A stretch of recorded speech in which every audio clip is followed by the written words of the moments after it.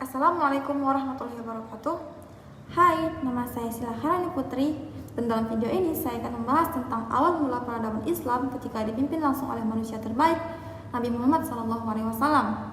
Dari Makkah yang jahiliyah menuju Madinah yang bercahaya. Islam hadir bukan hanya sebagai agama spiritual, tapi juga sebagai fondasi peradaban dunia yang agung. Sebelum kenabian, masyarakat Arab hidup dalam masa yang dikenal dengan sebutan jahiliyah atau masa kebodohan. Kaum Quraisy menyembah ratusan berhala seperti Hubal, Lata, Uzza, dan Manat. Wanita tidak dihargai, bahkan bayi perempuan dikubur hidup-hidup. Perdagangan dilakukan secara zalim, riba merajalela, dan suku-suku saling berperang karena hal sepele. Namun, kondisi ini juga menjadi tanda bahwa dunia membutuhkan cahaya petunjuk. Maka Allah memilih seorang nabi terakhir dari Bani Hashim, Muhammad bin Abdullah, untuk membawa risalah Islam yang menyelamatkan umat manusia dari kegelapan menuju cahaya. Dari sini kita bisa melihat bahwa kondisi masyarakat Arab telah mencapai titik nadir.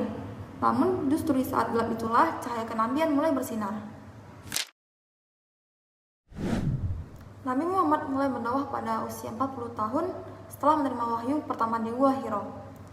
Dakwah awal berlangsung sembunyi-sembunyi selama 3 tahun, lalu terbuka dan ditentang keras oleh kaum Quraisy. Beliau dihina, disakiti, bahkan harus kehilangan 2 pendukung terbesarnya, yaitu Abu Thalib dan Khadijah.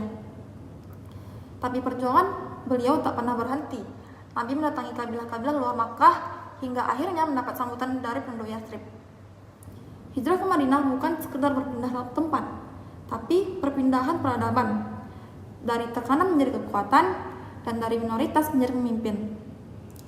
Perjalanan hijrah ini menjadi titik balik penting dalam sejarah Islam. Di Madinah, Islam tak lagi hanya sebagai dakwah personal, tetapi tumbuh menjadi sistem masyarakat yang utuh.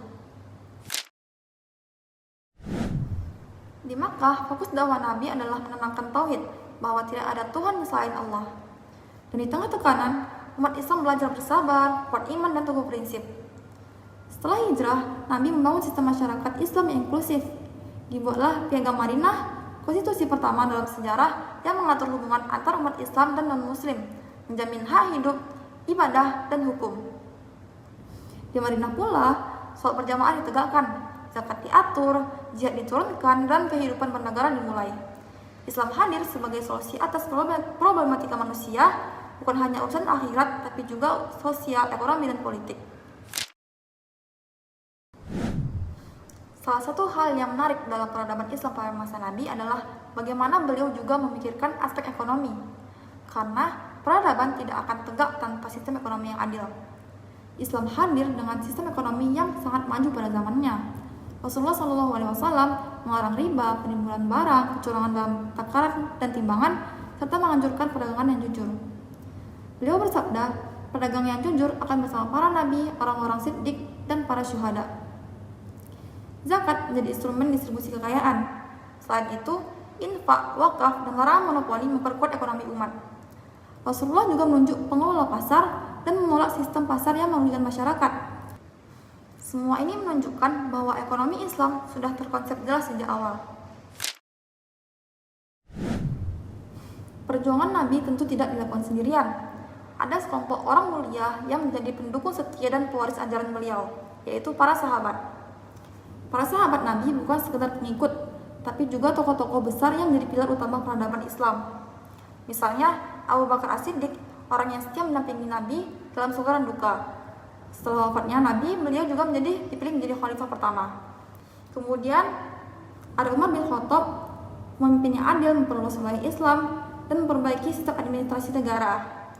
Ada juga Utsman bin Affan, pengusaha kaya yang dermawan, berjasa dalam pengumpulan mushaf Al-Quran.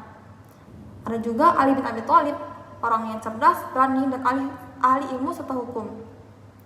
Sahabat lainnya seperti Bilal, Salman Al-Farisi, Mus'ab bin Umair juga menunjukkan bagaimana keberagaman latar belakang menghasilkan kekuatan peradaban Islam yang luar biasa. Dari sekumpulan manusia pilihan ini, kita belajar bahwa peradaban Islam dibangun oleh komunitas yang beriman dan bekerja sama untuk kebaikan umat. Teman-teman, peradaban Islam pada masa Nabi Muhammad SAW bukan hanya peradaban spiritual, tapi juga sosial, intelektual, ekonomi, dan politik. Islam mengajarkan kita bahwa membangun peradaban bukan hanya dengan kekuasaan, tapi dengan nilai kejujuran, keadilan, tauhid, dan ilmu. Mari kita jadikan sejarah ini bukan hanya sekedar masa lalu, tapi inspirasi masa kini. Karena seperti kata Imam Malik rahimahullah ta'ala, tidak akan baik umat akhir ini kecuali dengan apa yang membuat baik umat terdahulu. Sekian dari saya, semoga video ini bermanfaat bagi kita semua. Wassalamualaikum warahmatullahi wabarakatuh.